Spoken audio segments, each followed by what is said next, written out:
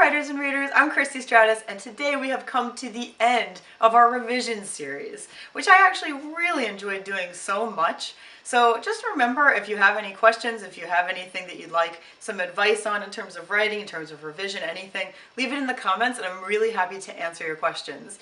So like I said, this is the last episode in this mini series within a series.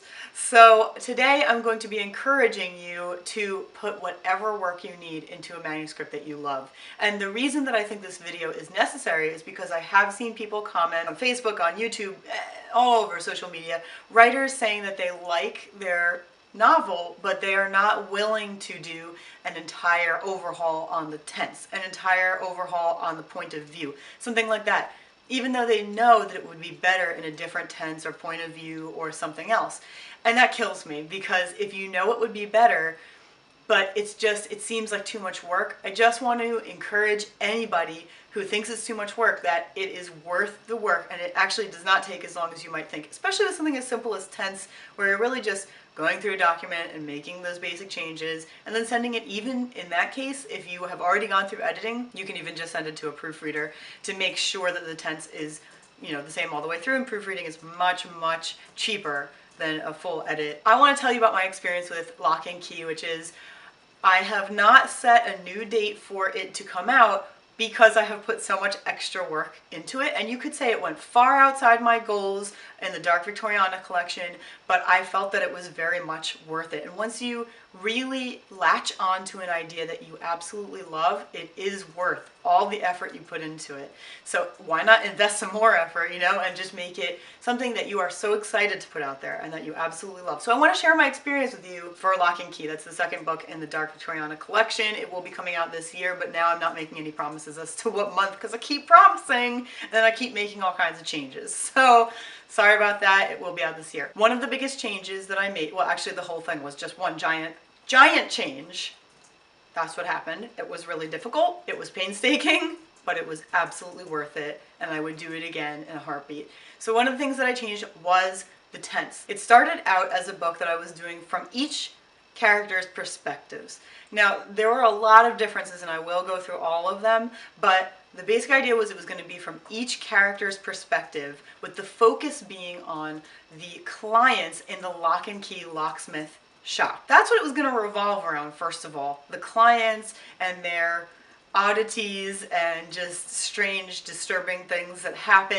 Sounds a little basic until you read what my goal was. I always have a hard time describing it without giving too much away, but the basic idea was it was going to revolve around the clients. Well, that was another major change. It ended up revolving around the employees of the store more than the clients. The clients are in there, they're very important, and they play a huge role, but it really ended up with the focus being on the employees, which was a whole change in focus. And then the point of view, the perspective changed from first person to third person. That was a major change. I had a lot to change, because one of the changes that comes with third person, switching it from first person to third person, is an omniscient kind of view where you can see from each person's perspective, and you can know when another person, who the focus isn't even on that person necessarily, can know what everyone is thinking. That was a major change in more ways than just changing I to he. But it was 100% worth it. It had to be done, especially now that it was about the actual people working at Lock and Key. Really needed to be able to see into everyone's minds, and this is something that I did in Anatomy of a Darkened Heart as well. Now, I know that for the entire Dark Victoriana collection,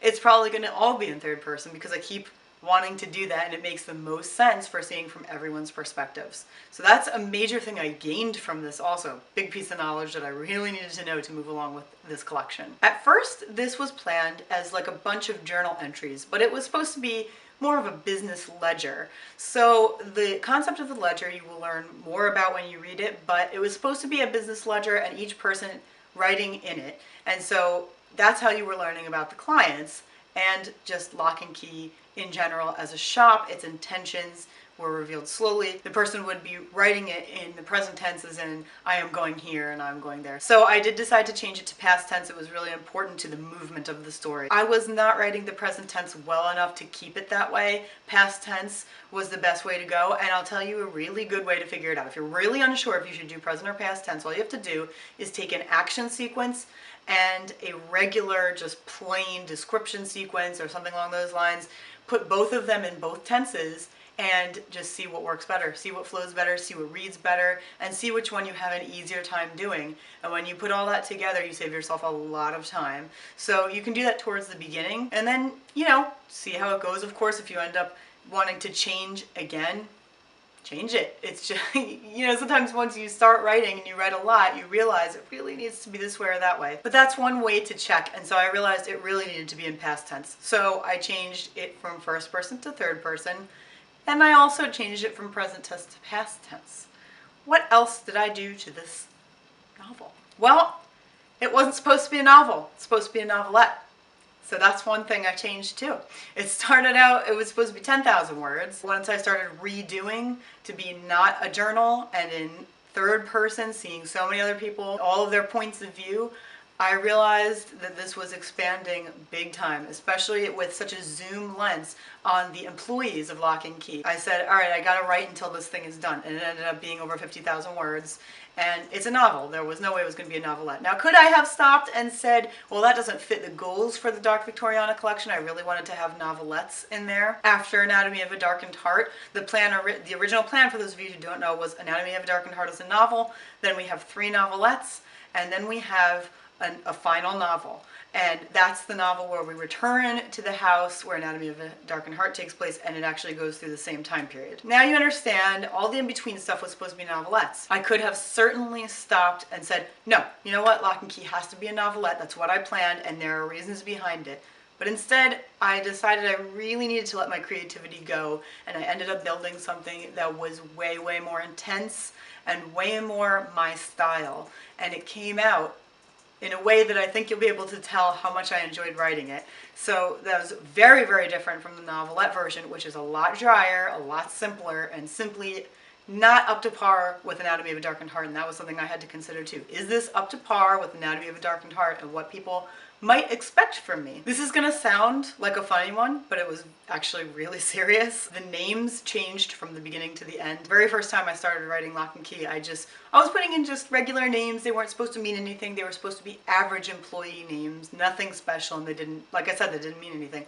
But when I switched to third person and when I switched to being able to see omniscient view, somehow the names needed to change, and I decided that they needed to be mostly or all biblical names, and there was a reason behind that. Originally I was going to write it in a way that each person reflected their biblical name. That didn't end up working out. The characters didn't want to go that way. And when I say that, in case you haven't experienced this, that's when your brain says, no, I don't think so, the character is not meant to be that way, and you go through something similar to writer's block, but not writer's block, because with writer's block you know you're going to move forward at some point. This was just like as if you took sandpaper and you were trying to sandpaper my skin down. For whatever reason, my character Matthew wanted the name Luke, and my character Luke wanted the name Matthew. I don't know why. It wouldn't make a difference to readers, I wouldn't think. But for some reason they needed to be switched, and I had to go with that before I could continue on. I was getting so confused between the two of them, and then their personalities started to combine. It was no good. So I had to go back, change their names, and then I had to sort of straighten them out, separate them a bit. It was a tough time. After I did it, everything was all cleared up, and it was way, way better. And then a couple of my characters decided to switch personalities on me. That was fun. My character Jude started out as aggressive but very shy, so you had to bring out his aggressive nature, like really work hard to bring it out. And what he ended up turning into in the end, and I had to go back and fix his character, rewrite a lot of his character, he turned into a very, very aggressive personality, and so I really had to fix all his mannerisms as well as his dialogue. Everything had to be changed, and the way people reacted to him also had to be changed. He got some extra scenes out of that too, so good job, Jude. John also started out as someone who was on the shy side, but also not that smart. He started out that way. He turned into one of the smartest characters in the book, actually, and the least easily manipulated. So again, took a lot of rewriting, and he ended up taking more of a leadership role than I had ever intended for him. So as you can see, there were a lot of changes that needed to go into this book, but I really loved the concept and the way it was going. It was just getting better and better. I'm not sitting here and saying, my book is so amazing, but what I am saying to you is that I'm really happy with it. And that's what matters when you're writing. You really have to think, am I proud of what I'm putting out? When I put it out, will I say, am I really happy with this? Or am I going to look at it and say, I really wish I had just put it in second person. Second person, I don't know why second person, but let's go with it. So anyway, you don't want to put it out there and have any regrets and think, if only I had done this.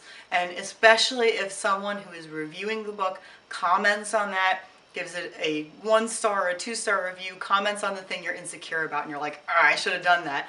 That's what I look for also when I'm doing the final edit. Is there anything that I feel, I talked about this in the first video for this like mini series, do you feel cringy about anything? And if you do, change those things. And that's something on my final read through, and make sure that if anything is called out, well, I feel upset about it, and if the answer is no, it's ready to go. Mr. Locke is, you could say, he's like a main character that takes a, he's a little bit difficult to describe, as in he takes a backseat because you don't see his point of view. Okay, that's all I can say. I can't tell you anymore. You don't see his point of view, but you see him through other people all the time. So it's kind of a different sort of main character, but he is the one who owns the store, and he changed a lot too, because at first he was pretty much never mentioned, actually. In the original manuscript that was meant to be a novelette, he was almost never mentioned at all. And now in this one, he's all the time in it, and he's in people's minds, and he takes a main character backseat. It's a little difficult to describe until you read it. I do not want to ruin the surprise for you, and even just telling you why that's the case, I'm always paranoid. I will spoil it for you, and I don't want to do that. So like even down to the tiny details and the big details and the style and structure and everything else involved, I changed this whole thing. It was completely different when I first started writing it, and now it's a whole other manuscript, and the only thing it really has in common is that the shop is called Lock and Key. It's owned by Mr. Locke, and there are locksmiths that work there. That's pretty much all that stayed the same. Everything else changed. I actually did throw away most of the first manuscript. Of course, I save all of that stuff because you never know when you can use it, but it was overhaul after overhaul after overhaul, and I would change nothing about that. So the next time you go into your manuscript and you say, this is just too much work, really think about it. Don't just stop making changes because it's difficult. Just plan your time, focus on specific things, take it one step at a time, whether it's one scene or one character, or even just style in general, just one thing at a time. That's how I did it. First I worked on the point of view, then I worked on the tense, then I changed character names, like that, and that's how it got overhauled to this completely different book that I cannot wait to publish. So I hope you enjoyed this series on revision, the mini-series within the viewer requests series. And if you have any other questions that you'd like to ask me, please leave it in the comments below. As always, thank you so much for spending time with me, and I will see you soon.